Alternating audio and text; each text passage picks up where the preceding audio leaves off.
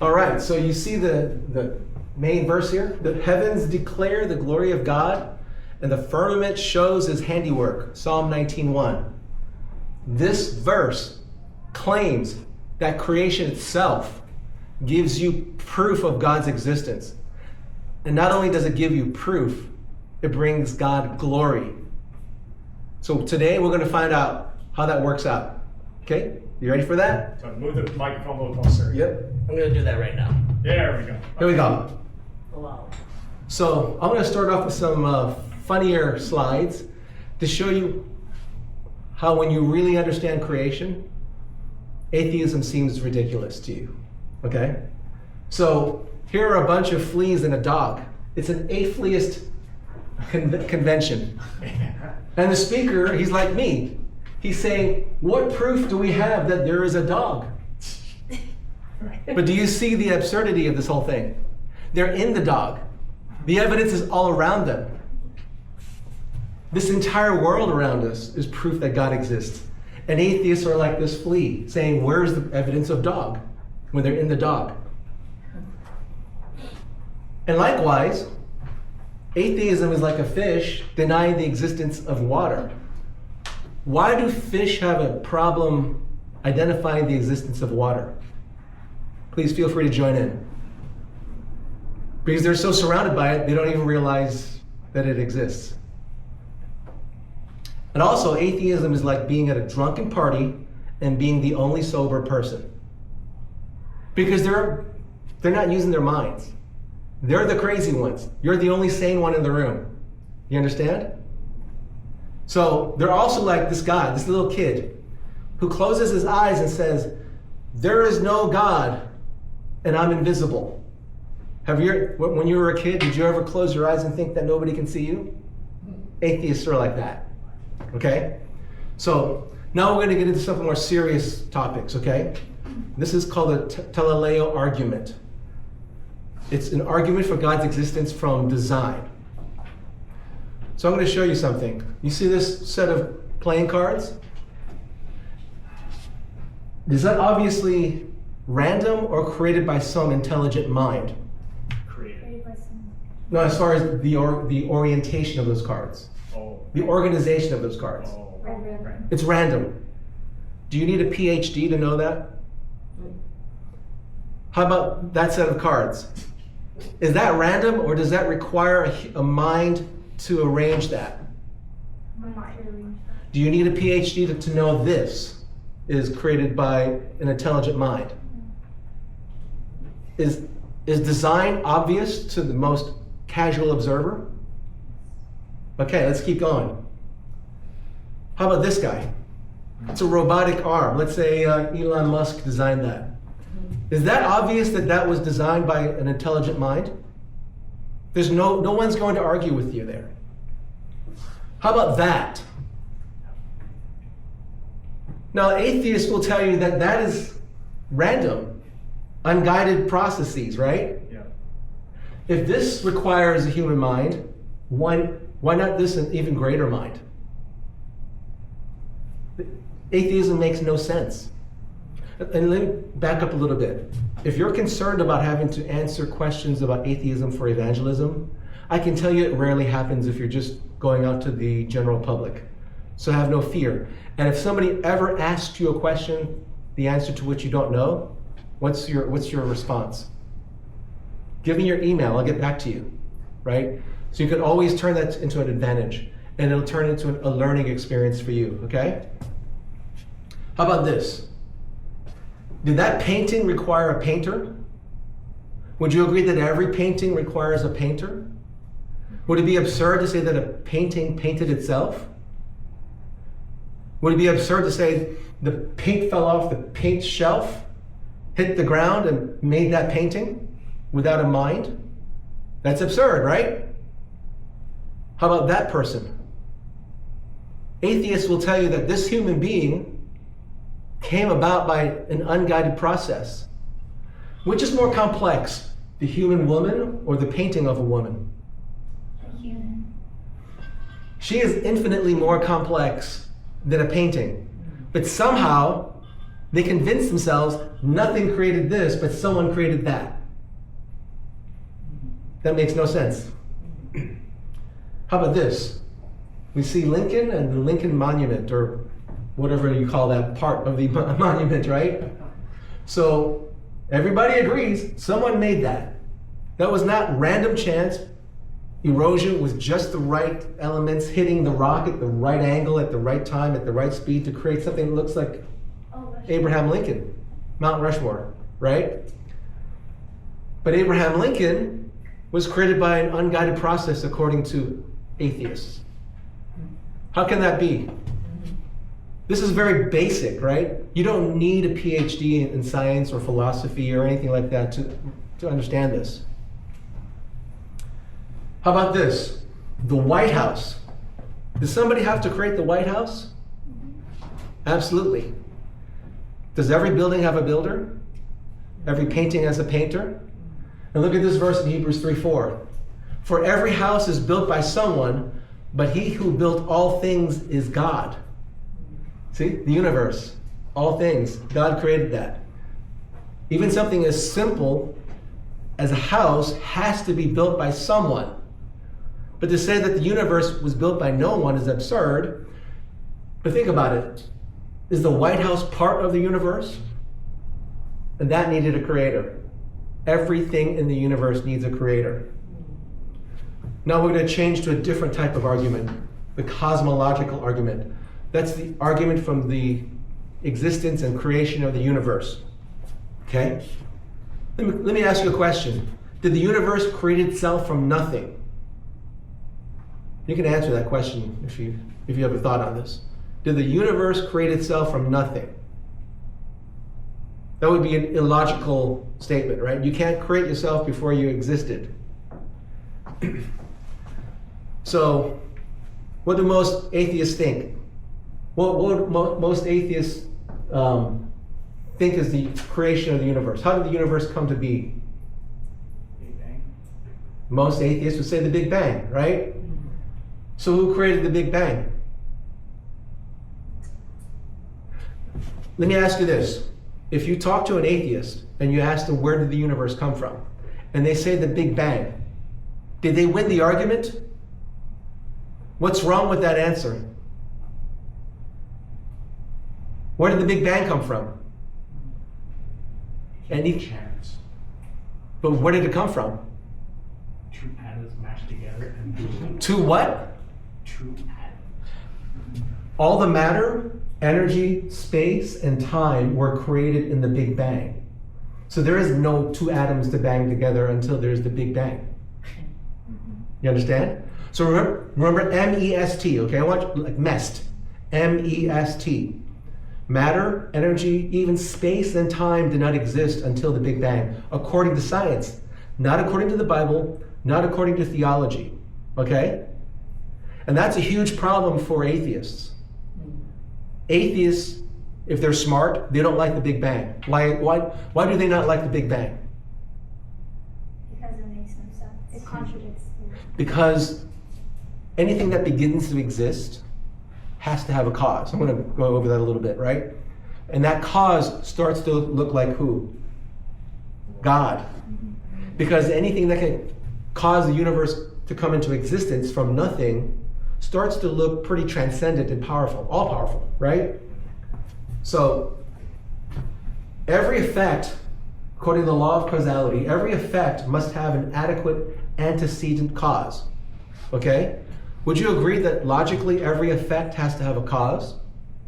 Okay? Not too controversial here.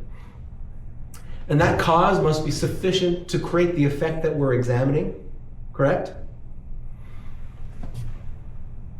Now here's the Kalam cosmological argument. I'm taking you down this line of reasoning. Anything that begins to exist must have a cause. Does that make sense? Not very controversial. Everything that begins to exist has to have a cause.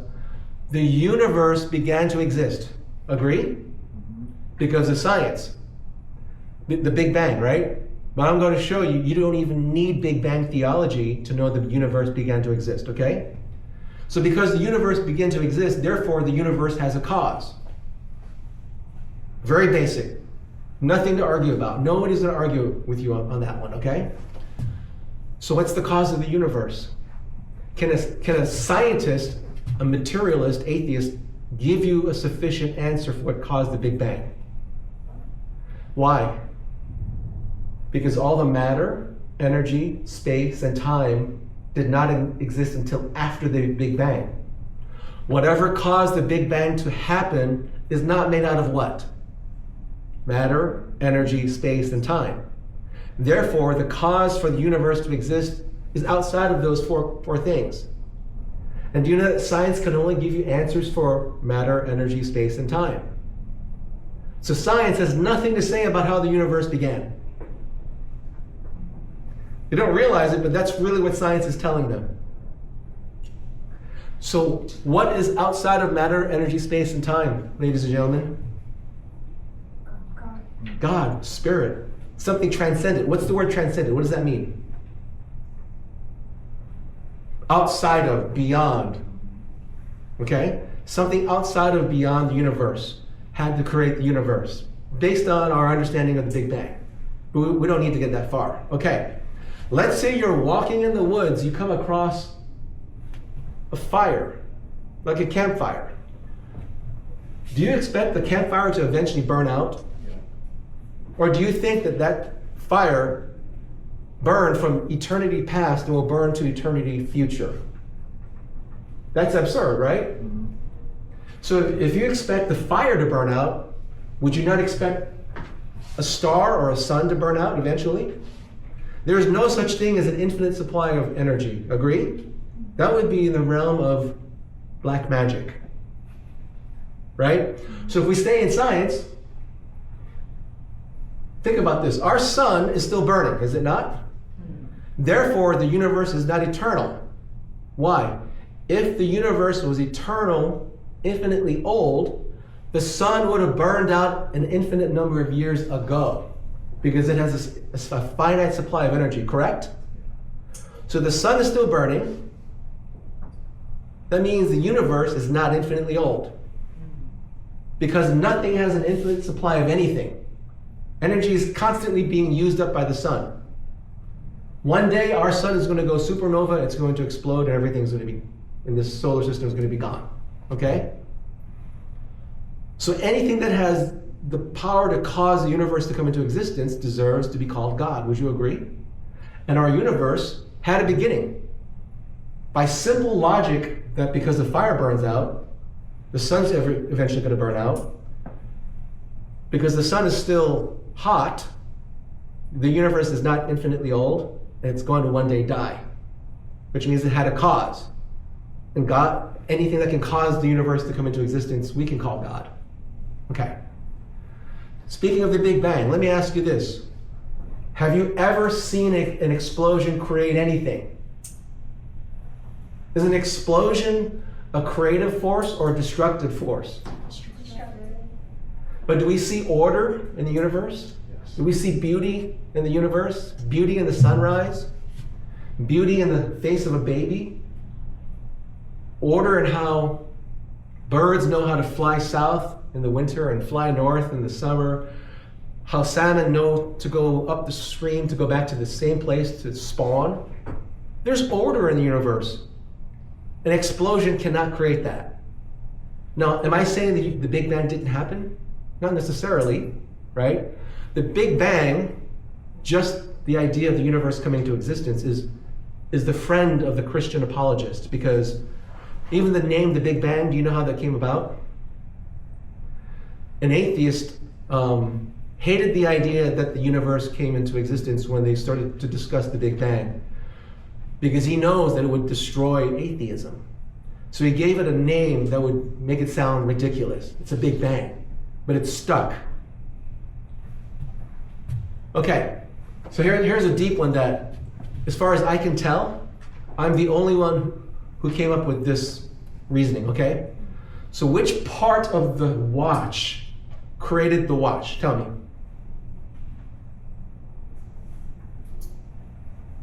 What's the obvious answer? No part. no part of the watch created the watch. So where would the creator of the watch necessarily have to exist? Outside of the watch. Now look at the second line.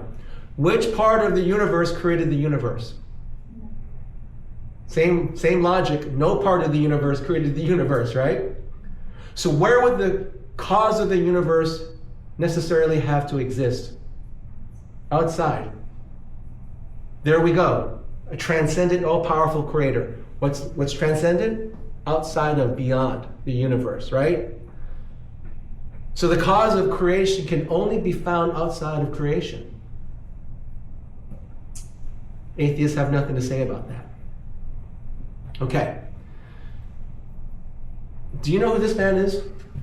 Stephen Hawking. He's one of the most famous, smartest physicists who has ever lived. Okay?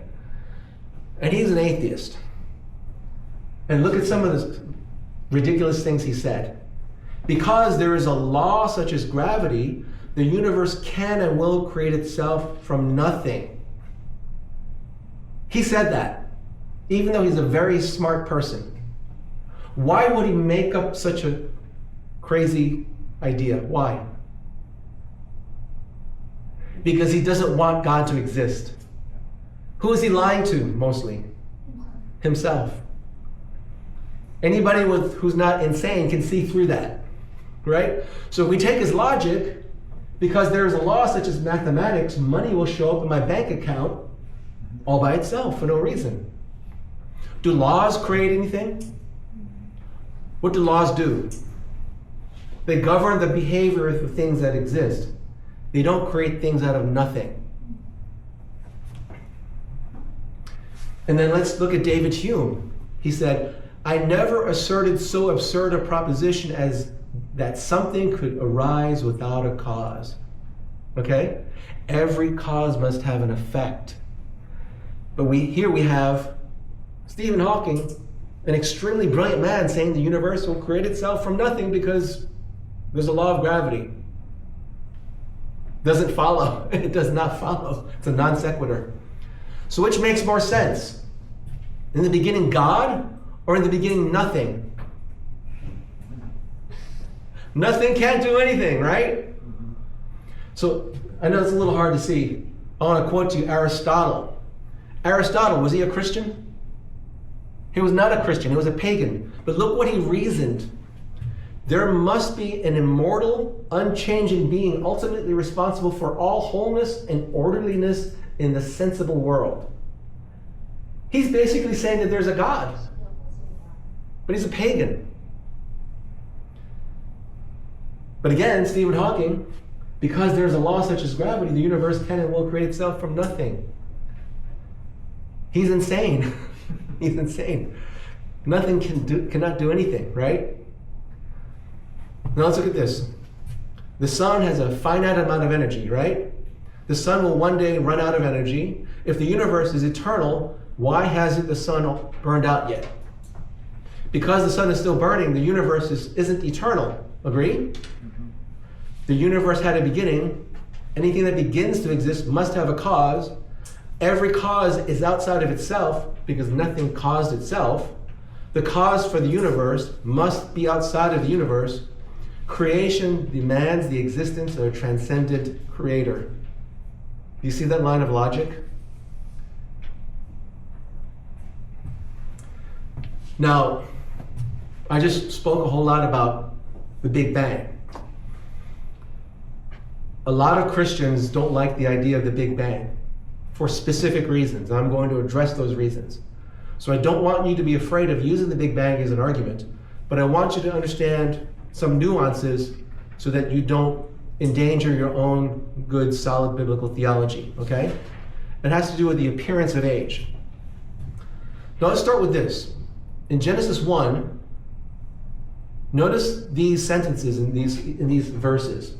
Notice the repeating phrase. So the evening and the morning were the first day. So the evening and the morning were the second day, and on to the sixth day. Do you see the words that keep repeating? The evening and the morning was the nth day. What is God saying here? What is he trying to reiterate here with these words, evening and morning? Can the creation days be 1,000,000 years? You would have to stretch your brain to say that this sentence is not saying it's a regular day. I think God anticipated the idea of normal creation, human ideas of creation, anticipated the idea of the Big Bang, anticipated the idea of Christians watering down their own theology and saying, oh, those days weren't normal days, those are billions of years. And God is saying, no, these are regular days marked by evening and morning. Okay? The Bible does not give you permission to say that these days of creation are an epoch of time consisting of billions of years. So according to the biblical text, the universe is around 6,000 years old. That's what I believe.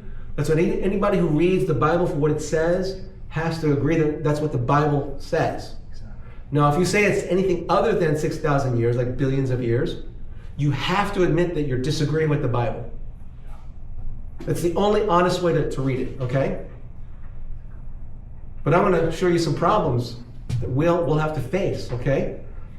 So you see this article? It says the James Webb Space Telescope spots the most distant galaxy ever seen. And this one quote pulled off of this article says, the light from the James Webb Space Telescope saw from this primordial galaxy has been traveling for 13.5 billion years on its way to reach us. So I worked for 15 years on that telescope, okay? I worked on that telescope. I touched that telescope. I designed parts of that telescope. But that light that they see from this galaxy, they say traveled for 13.5 billion years to get to the James Webb Space Telescope. If the universe is only 6,000 years old, how can light be traveling in the universe for that long? Is that a problem? It seems like it. Let me show you a really simple solution. Sometimes the Bible is the best apologetic for the Bible. Genesis 1:27. So God created man in his own image. In the image of God, he created him. Male and female, he created them. So look at this AI-generated picture of Adam. How old does he look to you? 30, 20, something like that, right? Was he an infant? Was he a fetus? Was he a sperm and an egg? So when he was 1 second old, how old did he appear to you based on your looking at him? 20, 30, something like that, right? So if you tried to figure out the age of Adam using normal human beings, 10 seconds after Adam was created, would you be right or wrong? You would be wrong. We're trying to date the universe using human knowledge. But creation doesn't work that way. Creation is an entirely supernatural event. It's not a scientific event. Okay? Now let's look at his mate, Eve. Genesis 2:23. And Adam said, this is now bone of my bones and flesh of my flesh. She shall be called woman because she was taken out of man. So when Eve was created, was she an infant? Sperm and an egg, fetus? She was a fully grown woman because shortly after this, they were married. God called them husband and wife. And sometime after this, they had a baby. Now I like how I had AI create the gash on his left side. Because I like the theology that says, woman was taken from man's side near his heart, rather than from under his feet to be trampled upon. That's just theological conjecture, but I like it, okay? So the creation of Adam and the creation of Eve does not fit human understanding of how things come into existence. Because first of all, science does not have any theory for creation ex nihilo. It means from nothing. Science cannot tell you how something can come from nothing, but that's how God does it, because he's God and we're not. And we're trying to explain, we're trying to say, God, you're wrong because you're not fitting our limited set of tools. And God looks at us and laughs. So, question. Did Adam have a belly button? Clue, he's human. Does he have a belly button? If he had a belly button, that would imply that he had an umbilical cord attached to him when he was inside of his mommy. Did he ever have an umbilical cord attached to him?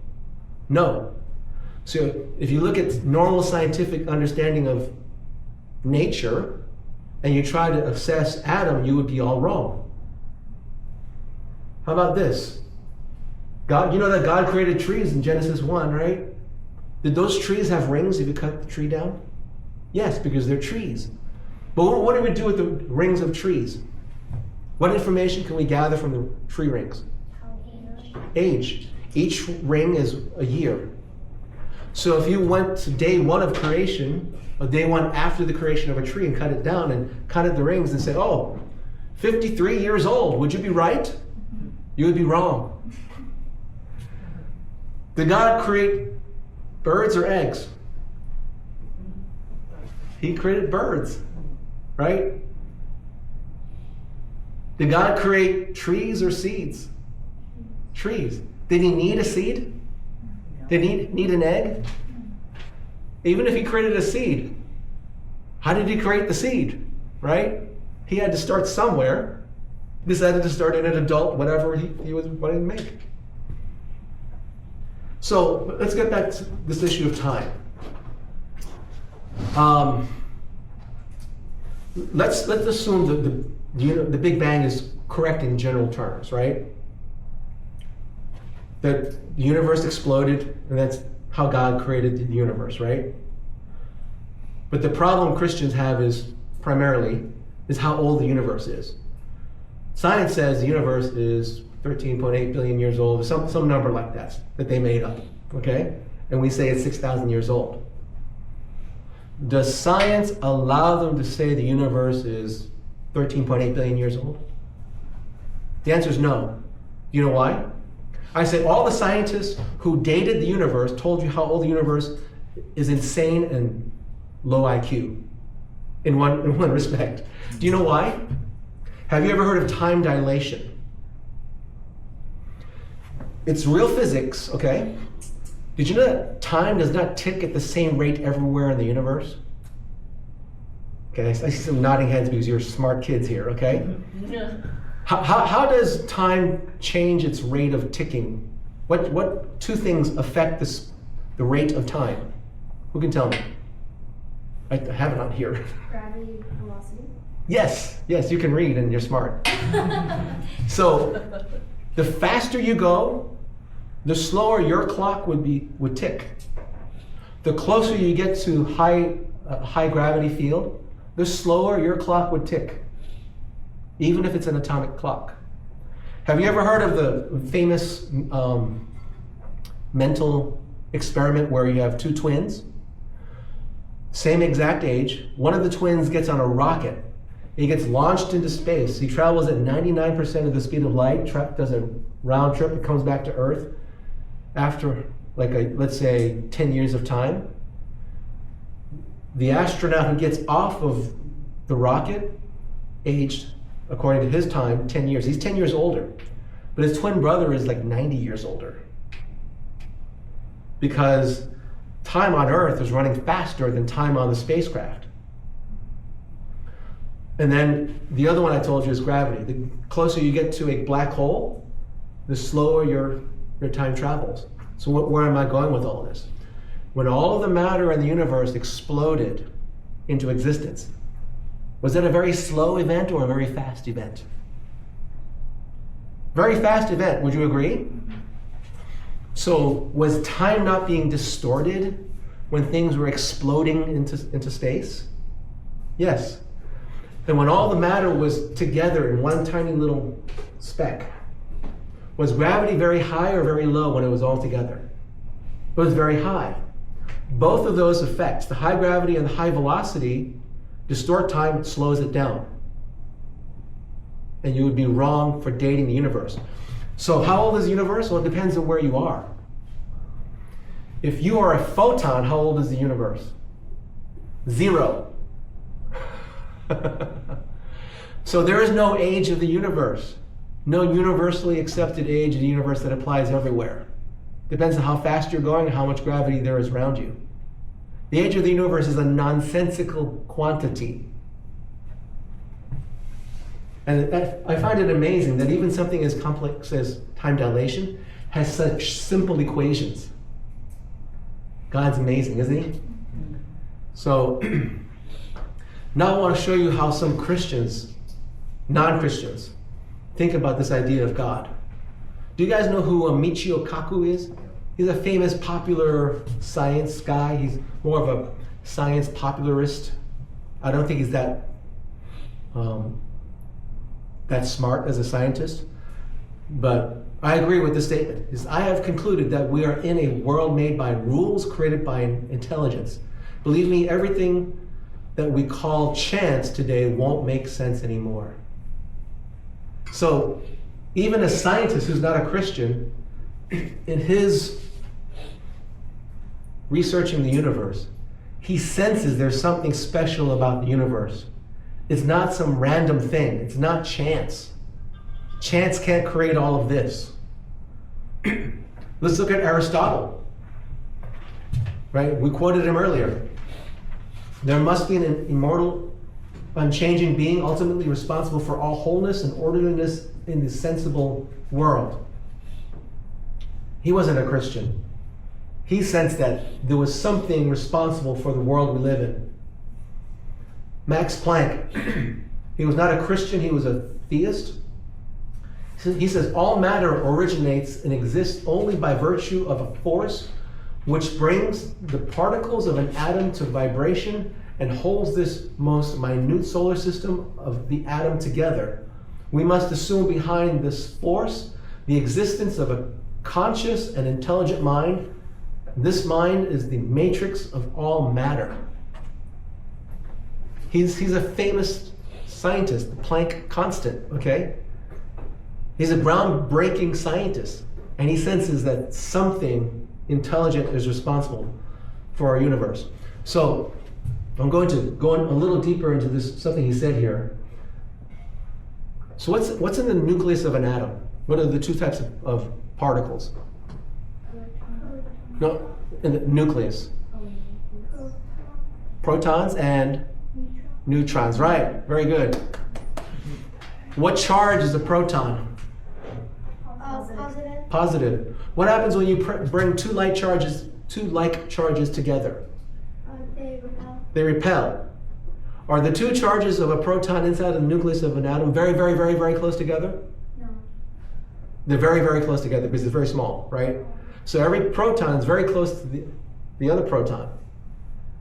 But they're repelling each other. What's holding them together? Neutrons, they're neutral. They don't have any effect.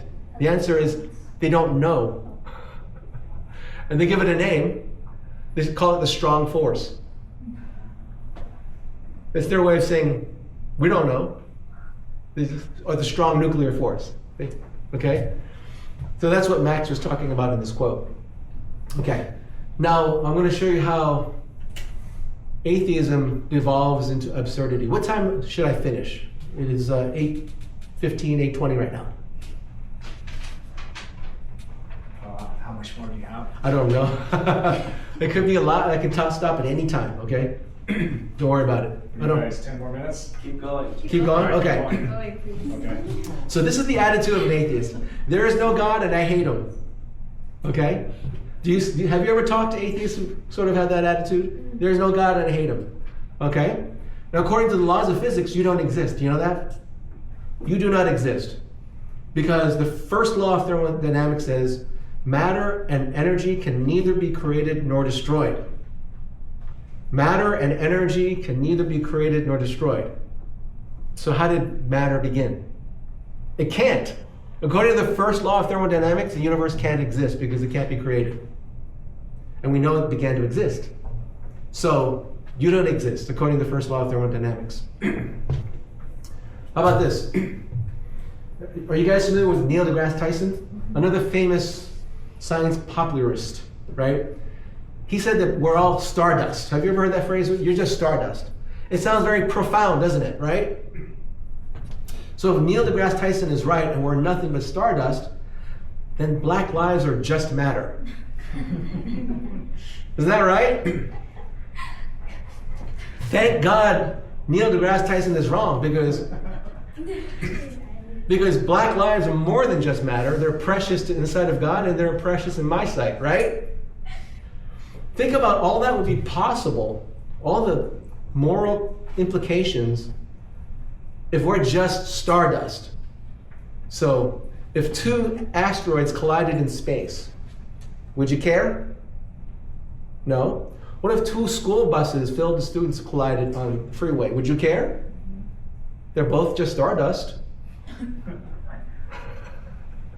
Do you see how atheism leads to absurdity? How about this? I believe only what I can see. Have you ever heard that before? Have you ever seen your brain? Then the answer is, that statement is absurd. You believe in all kinds of things you can't see. Have you ever seen electromagnetism?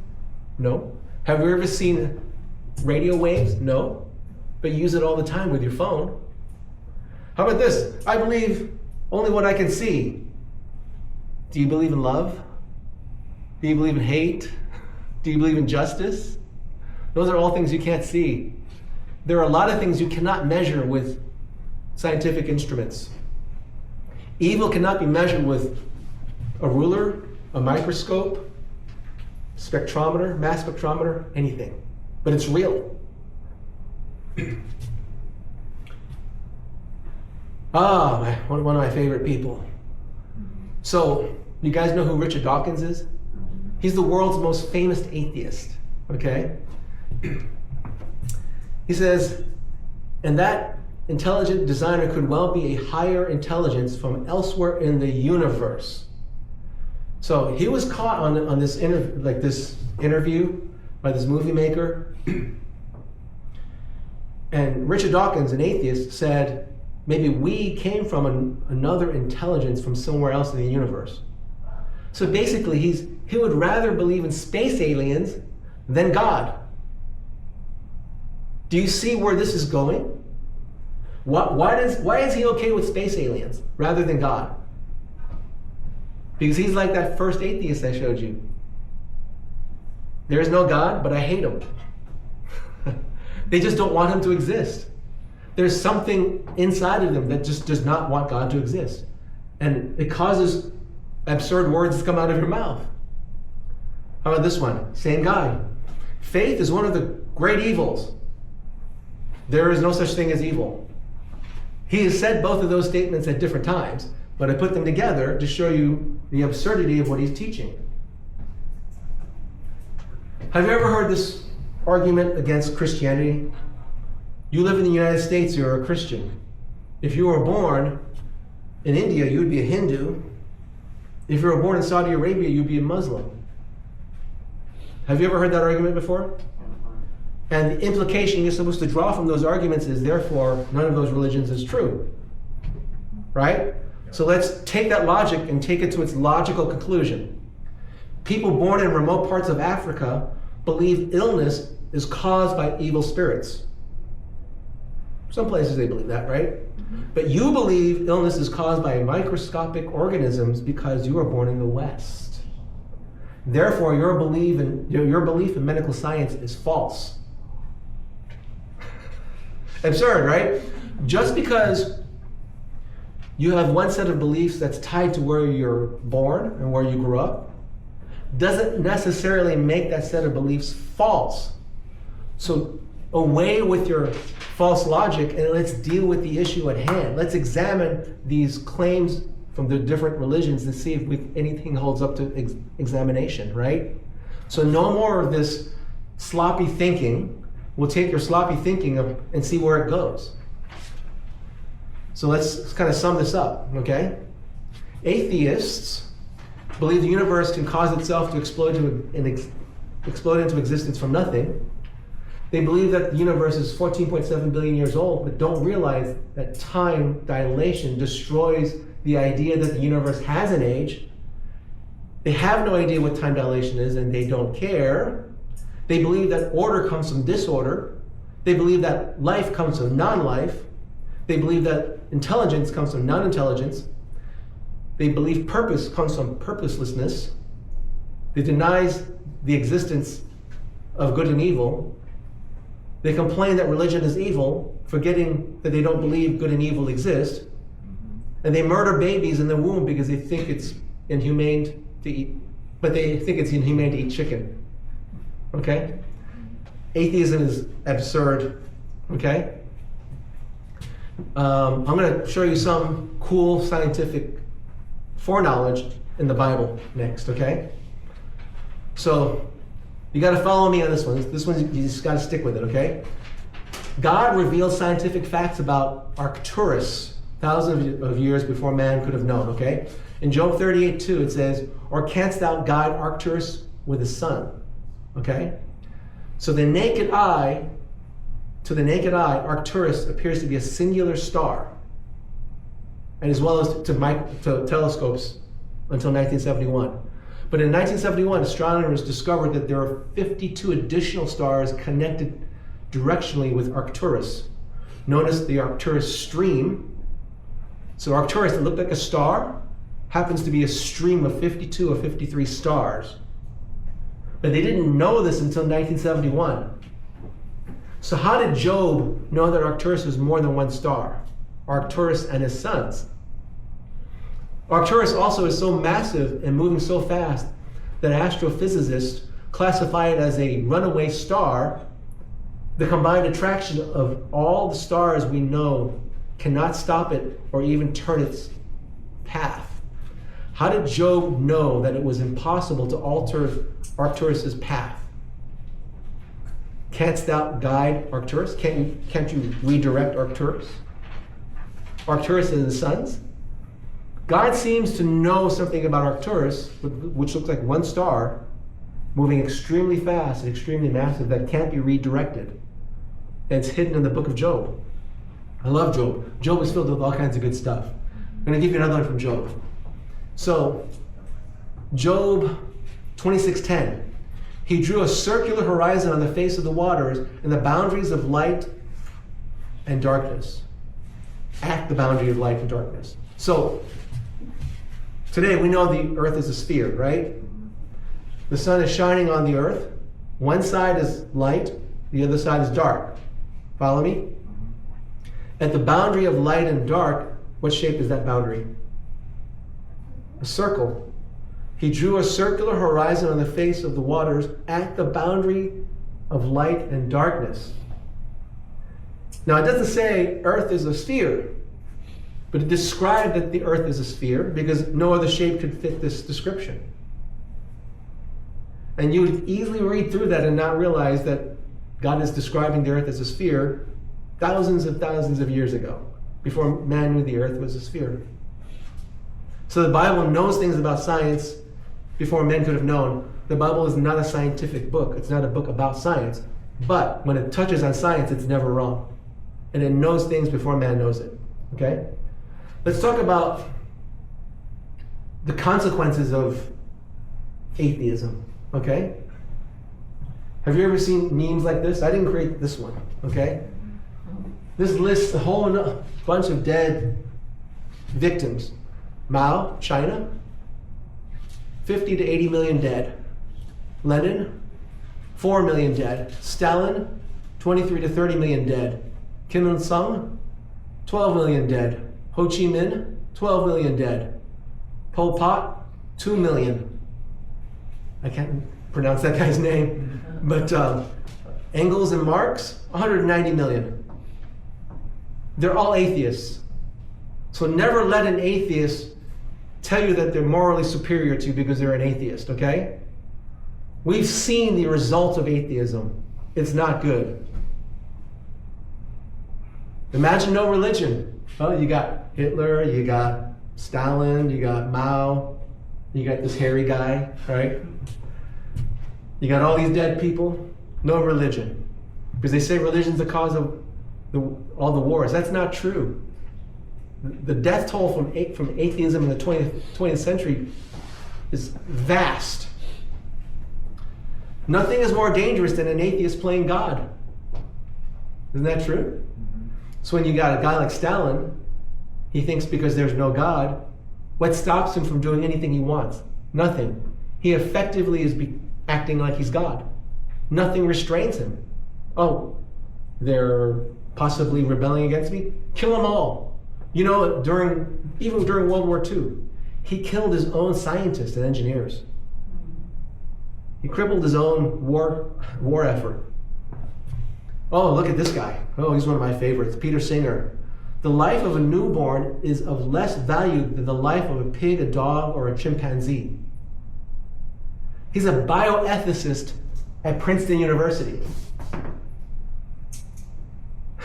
A newborn is less valuable than a pig, a dog, or a chimpanzee. His reasoning is because the newborn has less consciousness and ability to reason than a fully grown pig, dog, or chimpanzee.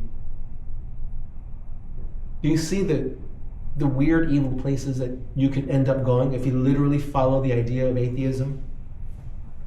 Oh, here's another one. Here's another very famous atheist, Sam Harris. Here's his quote. If I could wave a magic wand and get rid of either rape or religion, I would not hesitate to get rid of religion. There's nothing more natural than rape. Human beings rape, chimpanzees rape, orangutans rape. That's Sam Harris. If you could get rid of rape or religion with a wave of a magic wand, he wouldn't get rid of rape? What is wrong with you? I wonder if he has any daughters. So let's end it here. 8:30? Okay. Are there any questions? Let's do Q&A right now.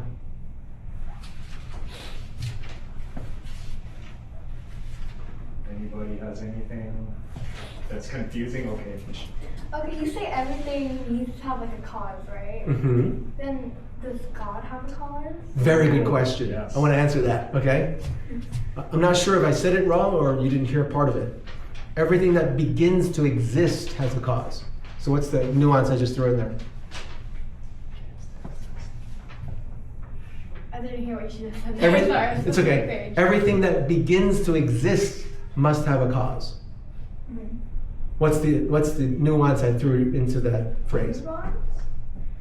Sorry. So everything that begins to exist, Uh-huh. God didn't begin to exist. God always existed.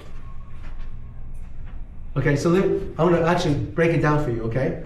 So only things that begin to exist must have a cause. So for instance, I began to exist at a certain time, right? Therefore, I must have a cause. But things that have always existed don't need a cause. And I'm going to prove to you that must be true, okay? This is my iPhone. Did it always exist? No. No. So therefore, it had to have a cause. What would you say is a cause for this iPhone coming into existence? Factory? A factory. That's right. So the phone is the effect, the factory is a cause. But did the factory always exist? No. No. So the factory is an effect of an earlier cause, correct? So what could you say is the cause for the existence of the factory? Construction company? Yeah. Let's say that, okay? So we go effect, cause, keep going backwards, right? There's a line of cause and effect going backwards until an infinite number of events or a finite number of events. What do you think? What's the most logical answer? Finite. There cannot be an infinite number of events to get to now, otherwise we can never get here. So what's the first cause? God. Had to be uncaused, right? Otherwise he would need a cause. So at the beginning of everything, there must be what's called an uncaused first cause. One of the philosophers came up with that too. Okay, I didn't. It's not a Christian apologetic. It's actually philosophy from the Greeks. The unmoved mover or the uncaused cause. So the fact that we exist demands the existence of a prime first cause, an uncaused first cause. We call that God. God's eternal from eternity past to eternity future. I love that question. I love that. I don't recall whether I addressed that, but that is fantastic. Yes? So when it comes to the Big Bang, how would you approach arguments? Let's say like the Big Bang came from just like chance. Chance acting on what?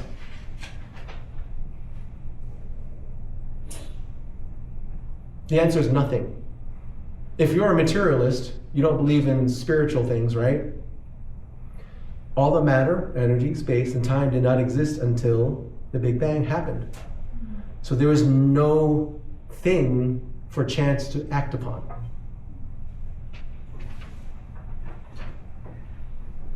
So remember that, MEST, because that's everything, the only things that science can speak upon, okay? Anything else? Were you saying the first law of thermodynamics was Matter and energy cannot be created or destroyed. so you were saying that it's not true? So based on that, Uh, we can't exist because matter had to start, right?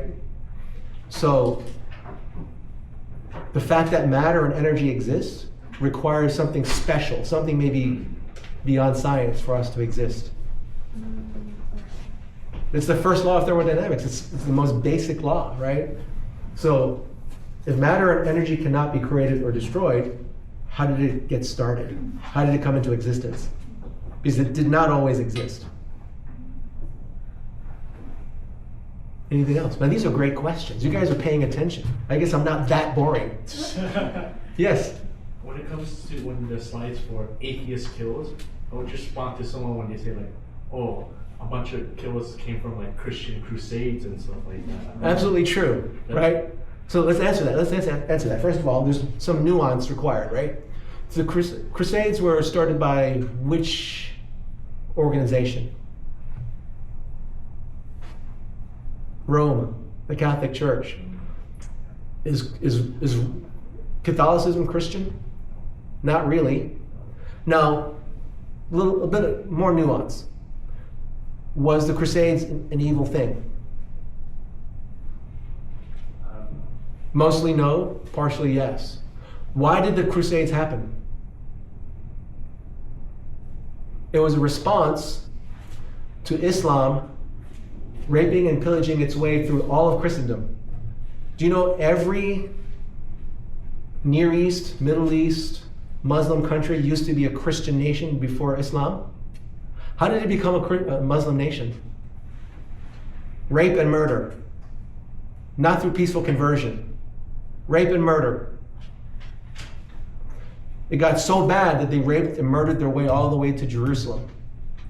And Europe finally woke up and responded. So it's good that they responded. Where's the evil part? There are excesses. So it was primarily good, but the execution was off. And they're not Christians. So if they're not Christians, they're not born again, they're not indwelt by the Holy Spirit, they don't have self-control. They're beasts like anybody else, dead in their sins and trespasses. Does that help? And no one says Christians are perfect, right? Christians can commit atrocities. But is that, when a Christian commits an atrocity, is that in accordance to the Bible's teaching or against the Bible's teaching? Against. You can have somebody who comes from, what's the most peaceful organization, what UN organization, some feeding the hungry, poor thing. Let's say you work for an organization in the UN that feeds hungry and poor people, right? And then you go out and murder and rape people.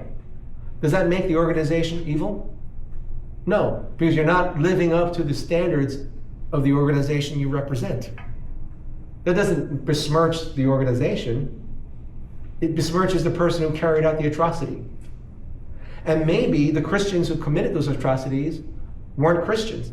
Just because you call yourself a Christian doesn't make you a Christian. Because if you're born again, you're indwelt by the Holy Spirit, and such atrocities are very, very, very, very unlikely. They're CINOs, Christians in names in a name only, right? Is that like a Chino? Yes. So you're talking about scientific foreknowledge and specifically the star Arcturus in Yes. the Bible and Job. For my version, which is ESV, it talks about two different names for the star. Mhm. Could that be like a possible way that people go against that argument about? I don't think I've ever heard much people going against the argument, but Arcturus has different translations. So you notice how I quoted from the King James, canst thou, right? Yeah. Because other translations use different words. I looked at the original Hebrew, and Arcturus is a valid translation as well as the other variant translations. Because like for instance, one Hebrew word may be translated different ways into English, right? Yeah. Yes. How can we argue with the logic that if there was a uncaused cause, how is it our God and not any other religion? Ah, good question. Yes, there must be a creator God. How do we know that that God is our God? So I just gave you a little of some of that. For instance, so one of the arguments I would bring to bear in that question is scientific foreknowledge. None of the religious books have scientific foreknowledge, right? No book of any kind has scientific foreknowledge. And another area that supports the Bible as the true book is a fulfilled prophecy. So, what is this verse talking about? They pierced my hands and my feet. What is that verse talking about? Crucifixion of Jesus Christ, right? Where am I quoting from? Psalm 22:16. Okay? Is that Old or New Testament? Old. Written 1,000 years before Jesus came and 600 years before crucifixion was invented. How did the Bible know what was going to happen before it happened? That's one of many, many examples of scientific fulfilled prophecy. And there are other examples of scientific foreknowledge as well. So one of the things that put a lot of emphasis on is knowing how to show why Christianity, why not Buddhism, why not Islam, right? I want to make it completely crystal clear that Jesus is the only way, the Bible is the only book. Those are great questions. I love it. Any more?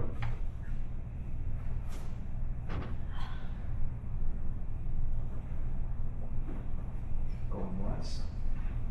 Sure. So any questions? All right. We'll wrap it up.